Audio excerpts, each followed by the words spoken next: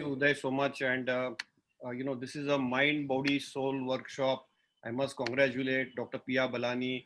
I must congratulate all the office bearers of the PCOS Society, including Madam Durusha, Dr. Madhuri Patel, Uday, and everybody here for this excellent multidisciplinary workshop which we have initiated.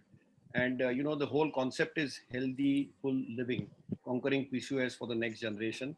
And obviously, we are all, different as Asian Indians living in India. We have this whole Pandora's box of PCOS, but it needs to take care of the mind, take care of the skin, take care of the body, take care of the diet, healthy living, and obviously, healthful living can actually reverse PCOS. We as Indians are very different because we love our food and we are very sedentary. So we are thin fat Indians. We have more fat, less muscle. We don't have muscle mass, so we are sarcopenic. We have a lot of abdominal obesity. Is it genetic? Probably yes. Is it environmental? Absolutely yes. The two key words which can reverse PCOS in healthy full living is we are very sedentary, and we are very affluent. And with sedentarism and affluenza, actually we have actually built a phenotype of insulin resistance. And PCOS is nothing but a multi-cluster, multi-speciality disease now, which has come up. It's actually a syndromic diagnosis. We have many phenotypes. So this is typically what leads to PCOS. It's actually for the same BMI, different body compositions. We are replacing a lot of our lean mass with a lot of body fat, and that's really the switch which has occurred. So as Indians, or Asian Indians, we're living within India or outside India, we have less muscle and a lot of insulin resistance. As I said, more fat, less muscle mass, a lot of mitochondrial issues which lead to really insulin resistance and androgen excess. And what we are doing as a team in multiple specialties, which you're going to learn from psychiatrists and mental health professionals, from physiotherapists and activity specialists, and then our OB/GYN specialists, and of course, the nutritional specialists. And obviously, we have partner associations with the PCOS Society of the Bombay Psychiatric Society and the Indian Dietetic Association Mumbai chapter. So obviously, we need to understand that we need to handle insulin resistance and androgen excess as a team. But we need to understand basics of healthful living. And this is a very old slide published in the Lancet by Franz Halberg, late Franz Halberg, who has a center of chronobiology at the Halberg Center of Chronobiology at University of Minnesota. And in 1973, he published this data. And in 1976, he published mortality outcomes. It's a very simple paper. If you have only breakfast or if you have only dinner. And then he looked at outcomes in terms of mortality outcomes. If you have a large breakfast and skip dinner, you actually lose weight and live longer. And if you skip breakfast and eat a large dinner, you actually live shorter. You have a shortened lifespan, and actually you have a weight gain, which translates into insulin resistance. So obviously, it's all about metabolism, and metabolism is not easy. It's very, very complex, and each individual is very different, and it changes over a period of time. And then you get an intractable disease, whether it's insulin resistance of the ovaries or whether it's androgen excess due to a switch in the endocrine axis, is something which we all know. And obviously now we need to understand why are we having this workshop. This workshop is to teach some skills which are self-learning skills, to resurrect metabolism, to resurrect the cause and effect relationship between insulin resistance, healthful living, and mindfulness, eating habits, physical activity habits. Because if we do that appropriately, and if we have a healthful, appropriate behavior, we actually can change outcomes and we can reverse a chronic disease like PCOS. So clearly, we can study these health signals. We can have signals of the mind, which are called as happy signals. And we have causal signals, which also include treatment signals. And therefore, we can actually have precision nutrition with activity and sleep. We can have precision treatments, and we can have coaches now.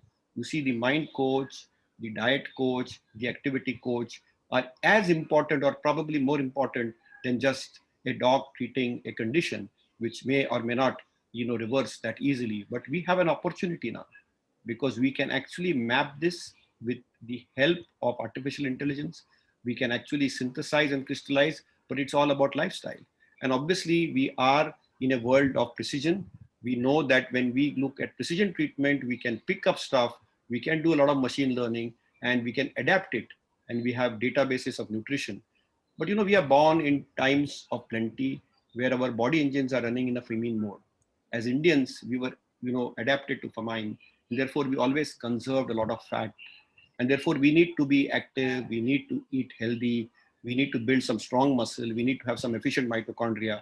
And for that, we need to really have a prevention mantra. And I think that prevention mantra is this workshop. This workshop through domain experts in each field of, of health of the mind, the health of the skin, for image, because image is as important as the mind. And if you have the right image and the right mind, then it is what you eat. And then, of course, what activity you do, which will ultimately lead to a biological construct of healthy living or disease living. And therefore, if you eat less, if you eat on time, if you eat slowly, if you eat in the morning, if we really are able to do a lot of physical activity and eat right, we are able to do some yoga, which integrates into that, which I'm very happy is a part of this meeting. We need to sleep well and sleep on time and smile. We can make a difference. So I'm certain that what you listen in the next 4 hours, you will learn, and what you will learn, you will adapt, because it's very, very crucial. I have a single take-home message in this unusual, uncertain times, which we are all stuck digitally at different places. And that is that all of y'all, I wish a good sleep. Okay, there is very good global data to suggest that we need at least 7 hours of sleep. Too much of sleep is not good. Too little is not good. If you sleep less than 5 hours, you're likely to die faster. If you sleep more than 10 hours, you're likely to die faster. That data is now clear cut. In fact, just day before yesterday, WHO released the physical activity guidelines, and very clear data now to suggest that we need to sleep for 7 hours. Even the chronobiology of timing of sleep is now constructed. If you sleep at 10 p.m. and get up at 5 a.m., that's the right time to sleep. For Asian Indians, I'm talking, because that between 10 and 11 at night we make the best anti-inflammatory cytokines like IL-8, IL-10, and they can actually be even antiviral. And we need to sleep on time. And my only suggestion is, we are all addicted to a screen, of the computer, of the telephone, of the television set, but it's important to do digital detox and engage into some hobby. I'm so grateful to Dr. Durusha, who comes on with so much of innovation. I think she is the founder of our society, and with the help of Madhuri and Pia, they have put out this wonderful program. And all I had to do is just do a curtain raiser so that we can listen to all you domain experts and see what skills you get on the table. We can learn and adapt so that we can help people living with PCOS and give them a better quality of life. And maybe we can even reverse it. I see an opportunity in a healthy full living, an opportunity for reversal, for longevity, for happiness. And I wish all of you all a very happy 4 hours and a very interactive learning 4 hours. And thank you for all your wisdom, which you will impart, because eventually the center of our universe are our patients, for whom we are here to serve and share knowledge. Thank you so much for the opportunity given, Pia. I know it was last minute, but I think this is all I had to say. And thank you so much, Madam Durusha and Dr. Madhuri Patil. Thank you.